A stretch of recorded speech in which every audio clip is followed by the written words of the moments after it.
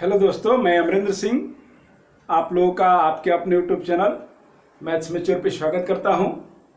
आइए दोस्तों, देखते हैं एपीजी पीएचपी का तीसरा क्लास, जिसमें हम लोगों ने पहला क्लास देखा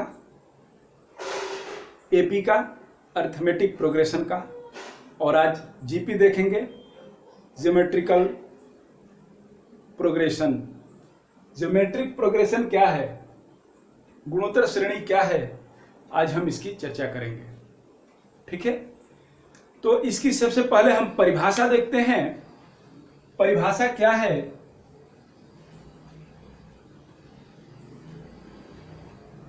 परिभाषा है कि ऐसी श्रेणी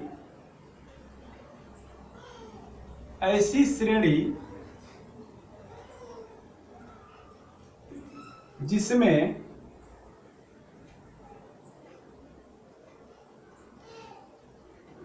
दो क्रमागत या लगातार पदों का अनुपात अर्थात रेशियो समान हो,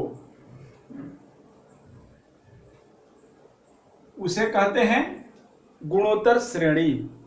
गुणोत्तर श्रेणी का तात्पर्य है ऐसी श्रेणी जिसमें दो क्रमागत या लगातार पदों का अनुपात समान हो, गुणोत्तर श्रेणी कहलाती है।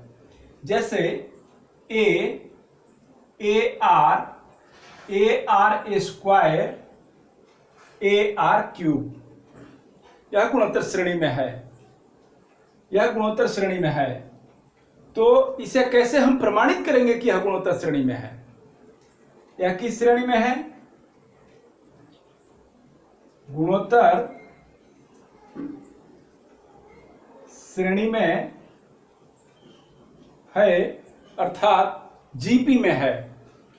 तो कहा गया है कि दो क्रमागत या लगातार पदों का अनुपात समान हो, तो यह ले लेंगे और यह ले लेंगे, दोनों का अनुपात देख लेंगे। तो जैसे इसका हम अनुपात लेंगे तो यह हो जाएगा कितना?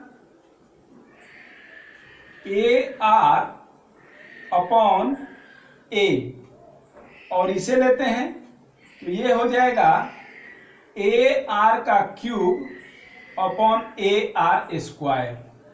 ठीक है, इसमें ए कैंसिल हो जाएगा, इसमें भी ए कैंसिल हो जाएगा। इसमें आर का पावर 2 है तो 3 में से 2 चला जाएगा तो 1 बचेगा। तो ये बचेगा कितना? ये बचेगा आर, और ये 2 कैंसिल हो गया। तो ऐसा नहीं कि किस पे बचा है, नहीं नहीं, यह पूरा ही कैंसिल हो गया। 2 ही था, दोनों ही कैंसिल हो गया, ऊपर 1 ही बचा है, तो यह हो जाएगा आर। अर्थात इसका रेशियो और इसका रेशियो, दोनों का रेशियो बराबर है। अर्थात फर्स्ट एंड सेकेंड टर्म का जो रेशियो है वह बराबर है सेकेंड, थर्ड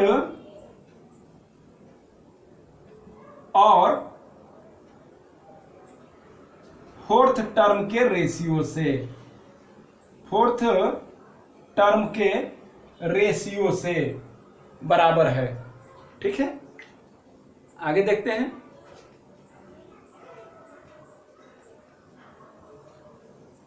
यह तो परिभाषा हो गई कि ऐसी श्रेणी जिसमें दो लगातार पदों का अनुपात समान हो। अब आगे देखते हैं कि यह आखिर है क्या। तो इसमें जैसे समांतर श्रेणी में हम लोग देखे कि अंतिम पद L था या Tn था, उसी तरह एनवा पद था, जो भी उसका नाम ले ले, कह ले, दे दें, उसी तरह से इसमें भी एनवा पद होगा। तो इसमें एनवा पद अर्थात Tn अर्थात L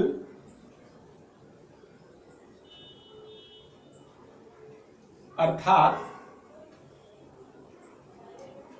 अंतिम पद,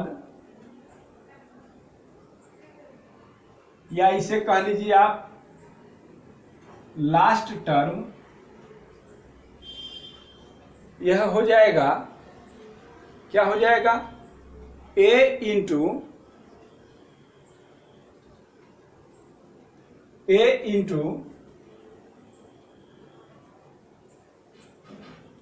R का पावर n-1। ठीक है, अंतिम पद हो जाएगा A इंटू R का पावर n-1।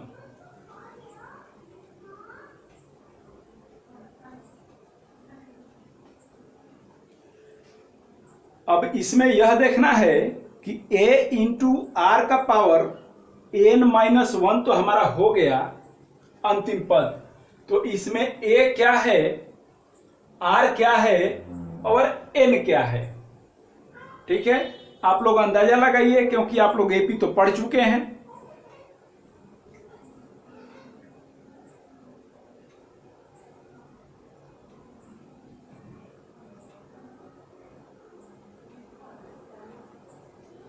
चलिए, कुछ अंदाजा लगा? नहीं, कोई बात नहीं, देखेंगे। हम लोग तो ए तो देखे ही थे। ए क्या था, प्रथम पद था, फर्स्ट टर्म था, फर्स्ट टर्म। आर क्या था, यहां आर है, वहां डी था, वहां डी था, सर्वांतर था, कॉमन डिफरेंस। यहां होगा सर्वानुपात,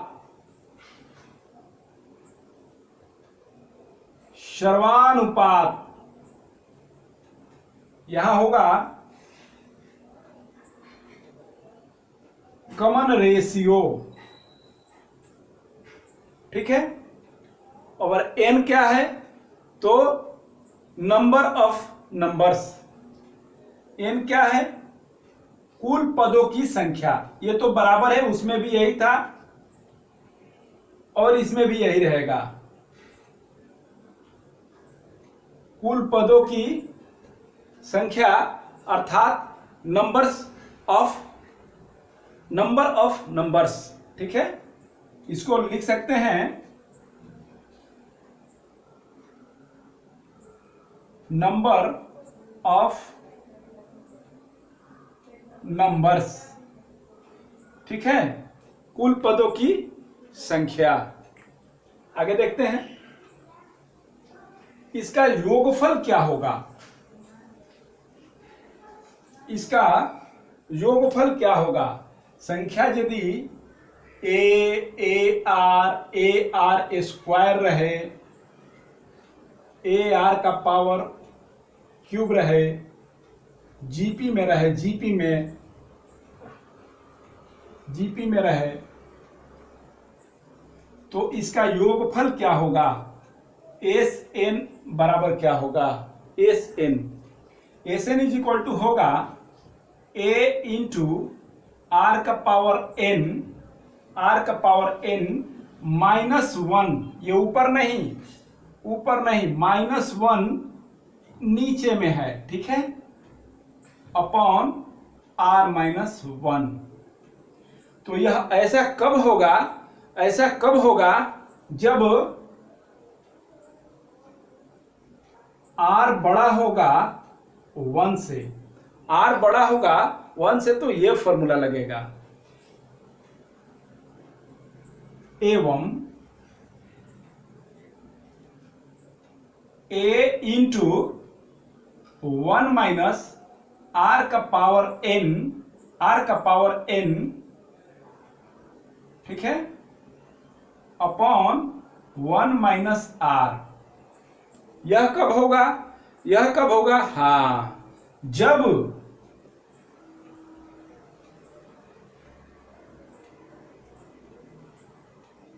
वन बड़ा हो जाएगा आर से, वन ही बड़ा हो गया आर से, तो वन में से आर घटेगा, वन बड़ा हो जाएगा आर से, तो ये फॉर्मूला लगेगा। ठीक है, ये एक फॉर्मूला है और ये दूसरा फॉर्मूला है। तो इसमें तो ए हम लोग देख चुके हैं, आर भी हम लोग देख चुके हैं और एन भी देख चुके हैं, लेकिन एस एन नहीं देखे हैं। तो एस एन तो हम लोग एपी में देख चुके थे, फिर भी हम लिख देते हैं।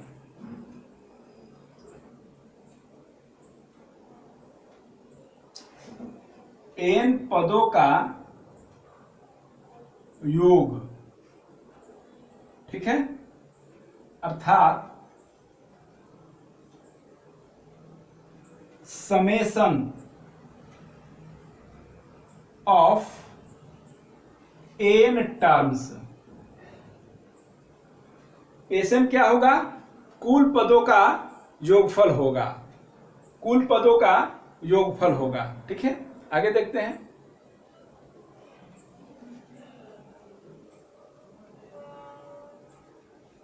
इसमें अब हम देखेंगे जीपी में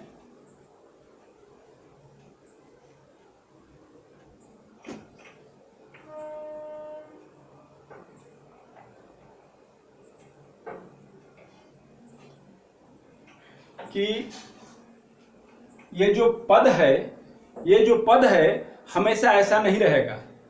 हमेशा आपको ए आर स्क्वायर, ए आर क्यूब नहीं रहेगा। कैसा रहेगा, तो आपको कहेगा अपने मर्जी से आप 3 पद लीजिए, अपने मर्जी से आप 3 पद लीजिए जो कि जीपी में हो, अपने मर्जी से आप 4 पद लीजिए, 4 पद लीजिए जो कि जीपी में हो। ठीक है, तो पहले हम 3 पद लेते हैं।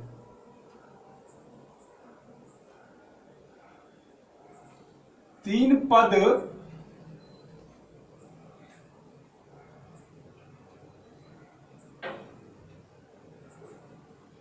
Three terms in GP. GP में 3 पद लेना है, 3 पद आपको लेना है जीपी में। तो कैसे लेंगे, इसको लेने का ए अपॉन आर, ए और ए आर, यही विधि है। ये आपको याद करना होगा और हम तो समझाएंगे, हम तो समझाएंगे। ठीक है, आइए देखते हैं। अब हमारी परिभाषा थी कि ऐसी श्रेणी जिसमें लगातार 2 पदों का अनुपात समान हो, समांतर श्रेणी कहलाती है। तो यह और यह और यह और यह देख लेते हैं क्या इनका अनुपात समान है। तो ए अपॉन ए बाई आर, ठीक है,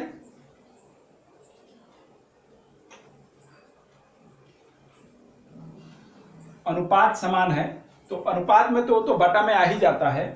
अब इसको देखेंगे कि ए आर अपॉन ए, ये दोनों ही बराबर है क्या, दोनों ही बराबर है क्या, ये देखने वाली बात है। देखिए, तो इसमें क्या होगा, ए अपॉन 1 इंटू आर अपॉन ए, और ये हो जाएगा ए आर अपॉन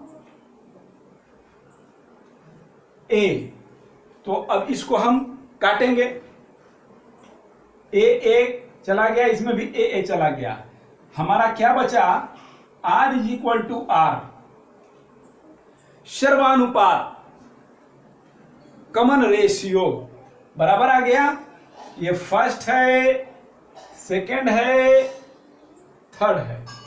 ठीक है, यह था सेकंड अनुपात फर्स्ट, और यह था थर्ड अनुपात सेकंड। ठीक है, कोई दिक्कत नहीं, आगे बढ़ते हैं। अब आप कहिएगा, आप हमसे पूछिएगा कि आखिर ये कैसे आगे लेकर हम जा रहे हैं, कैसे आगे लेकर जा रहे हैं।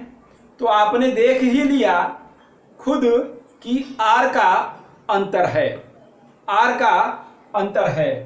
तो ए बाई आर, पहला पद को यदि आप लेते हैं फर्स्ट टर्म को, इसमें आर से मल्टीप्लाई करते हैं तो देखिए ए आ जाता है, ए आ जाता है। और यदि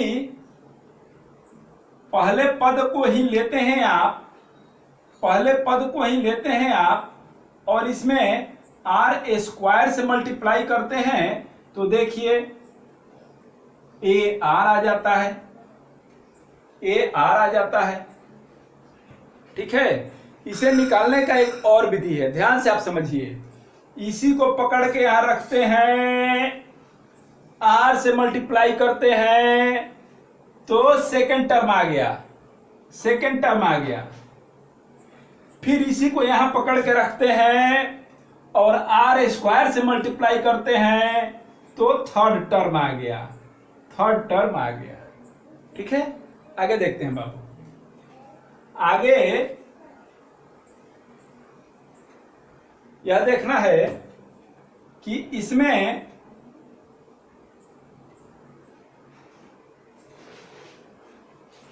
हम आर से मल्टीप्लाई किए, आर से मल्टीप्लाई किए तो सेकेंड टर्म आ गया।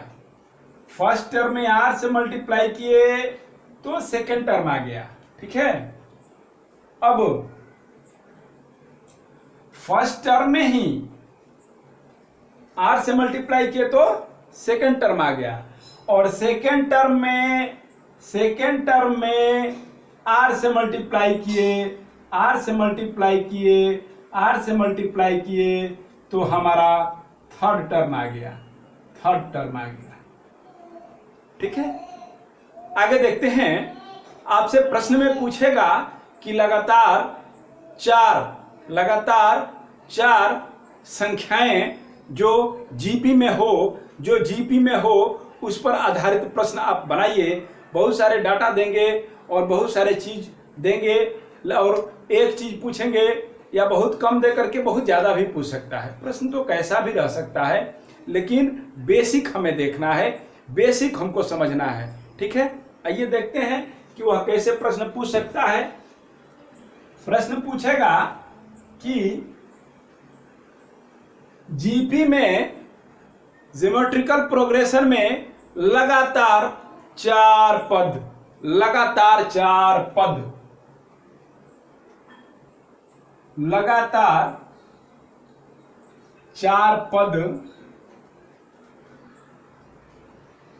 जीपी में बताएं। तो लगातार जीपी में चार पद क्या होगा? एक होगा ए अपॉन आर क्यूब, दूसरा होगा ए अपॉन आर, तीसरा होगा ए आर और चौथा होगा ए आर क्यूब। ठीक है, यही चार पद होगा। अब जैसे हम तीन पद वाला देखे वैसे ही हम चार पद को देखेंगे, क्या रिलेशन है, क्या संबंध है। तो आप पहले पद को ले लीजिए और इसमें आर स्क्वायर से मल्टीप्लाई कीजिए, आर स्क्वायर से मल्टीप्लाई कीजिएगा तो आपको दूसरा पद प्राप्त हो रहा है, आपको दूसरा पद प्राप्त हो रहा है, सेकेंड टर्म प्राप्त हो रहा है। ठीक है, अब क्या कीजिए, फर्स्ट टर्म को ही आप लीजिए, फर्स्ट टर्म को ही आप लीजिए और इसमें r का पावर 4 से मल्टीप्लाई कीजिए, r का पावर 4 से मल्टीप्लाई कीजिए तो आपको क्या प्राप्त हो रहा है, आपको क्या प्राप्त हो रहा है, आपको प्राप्त होगा A R, that will be third term. Third term यह तीसरा पद होगा। और यदि a बाई 3 को ही हम लेते हैं, a बाई आर का पावर 3 को ही हम लेते हैं और इसमें r के पावर 6 से मल्टीप्लाई करते हैं तो हमें क्या प्राप्त होता है? a बाई आर का पावर 3 ही हम लेते हैं, r का पावर हम 3 ही लेते हैं और इसमें r के पावर 6 से मल्टीप्लाई करते हैं तो हमें क्या प्राप्त होगा? यह 3 खत्म हो गया, इधर 3 बचा, अर्थात हमें प्राप्त होता है फोर्थ टर्म ए आर क्यूब। फोर्थ टर्म प्राप्त होता है। ठीक है, कोई दिक्कत? इसे निकालने का एक और तरीका है, देखिए इसे समझना होगा हमें। इसे निकालने का एक और क्या तरीका है? आप प्रथम पद को लीजिए, यह है, और इसमें आर स्क्वायर से मल्टीप्लाई कर दीजिए। आपको 2r चला गया इसमें से तो एक ही r बचा, तो आपको ये प्रथम पद प्राप्त हो रहा है। अब प्रथम पद में r स्क्वायर से मल्टीप्लाई कीजिए तो क्या होगा? यह तो खत्म हो गया, एक ही r इधर बचेगा, अर्थात ए आर। यह सेकेंड टर्म प्राप्त हुआ, फर्स्ट टर्म था, तो यहां प्राप्त होगा थर्ड टर्म। और थर्ड टर्म में आर स्क्वायर से मल्टीप्लाई कीजिए। थर्ड टर्म में आर स्क्वायर से मल्टीप्लाई कीजिए तो आपको प्राप्त होगा ए आर का क्यूब, अर्थात फोर्थ टर्म। ठीक है, फोर्थ टर्म प्राप्त हो रहा है। कितनी अच्छी बात है, हम लोगों ने सीखा। आगे आइए देखते हैं, कुछ और सीखते हैं। अब हम देखेंगे कि यदि ए आर स्क्वायर और ए आर का पावर क्यूब यदि एपी में है तो इनका योगफल क्या होगा? योग क्या होगा? A plus A R square plus A R cube, यह होगा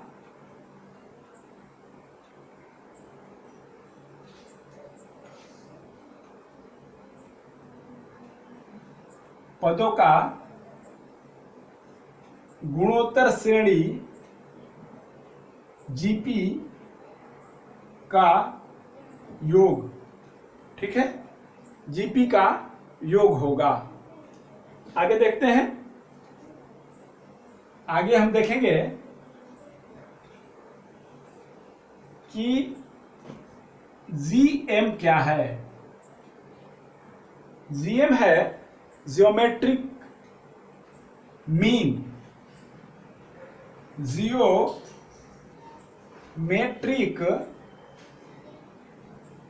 मीन अर्थात गुणोत्तर माध्य, और इसका फॉर्मूला होता है n √ x1 into x2 into x3 into x4 into ... into xn। ठीक है, इसका यही फॉर्मूला होता है। तो हमारा यदि दो संख्याएं रहेंगी a एवं b रहेंगी तो इनका जीएम निकालना है। GM निकालना है तो यह हो जाएगा root over AB। Root over AB हम इसलिए नहीं लिखते हैं कि किसी भी में रूट जो है वह अंडरस्टूड रहता है, इसलिए GM is equal to root over AB हम लिखते हैं। रूट ओवर AB हम लिखते हैं, GM is equal to root over AB। ठीक है, यह ज्योमेट्रिक मीन हुआ। तो हम लोग AP भी देखे और आज GP देखे और GP का हम लोगों ने फॉर्मूला भी देखा। तो दोस्तों आप लोगों को बहुत पसंद आया होगा। और इसमें एक चीज लेकिन छूट रहा है, अनंत श्रेणी वाला प्रश्न बहुत पूछता है वही। तो चलिए GM के बाद अनंत श्रेणी का भी हम देख लेते हैं कि यदि अनंत श्रेणी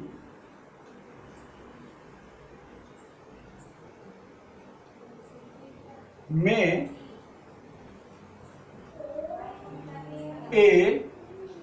AR स्क्वायर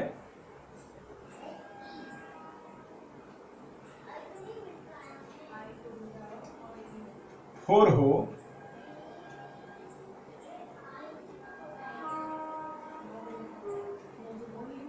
तो इनका योगफल क्या होगा, ठीक है, इनका समेशन क्या होगा। तो यह हो जाएगा SN, तो अब नहीं होगा क्योंकि अनंत है तो इनफाइनाइट लिखेंगे, इज इक्वल टू होगा A plus AR square plus AR cube plus AR का power 4 dot dot dot plus infinite, और यह होता है A upon 1 minus R। SN नहीं बल्कि S infinite is equal to होता है A अपॉन 1 माइनस R। दोस्तों सारे फॉर्मूला हम लोग देख लिए, AP का भी और GP का भी। अगले क्लास में हम लोग HP का फॉर्मूला देखेंगे और AP और GP और HP में क्या कोरिलेशन है, उस कोरिलेशन को हम लोग देखेंगे। उम्मीद है आप लोगों ने वीडियो को बहुत सादगी से देखा होगा, जितना मेहनत करके हम पसीना बहा के पढ़ा रहे हैं। तो आप लोग भी मेहनत कीजिए और सफलता के मुकाम को छूइए तो हमें भी अच्छा लगेगा। तो आइए मिलते हैं अगले क्लास में। AP, GP और HP के कोरिलेशन के साथ HP के ऊपर विस्तृत वर्णन रहेगा उसके बारे में। और चैनल पर आप नए हैं तो इसे लाइक कीजिए, सब्सक्राइब कीजिए, बेल आइकन की घंटी को दबाइए।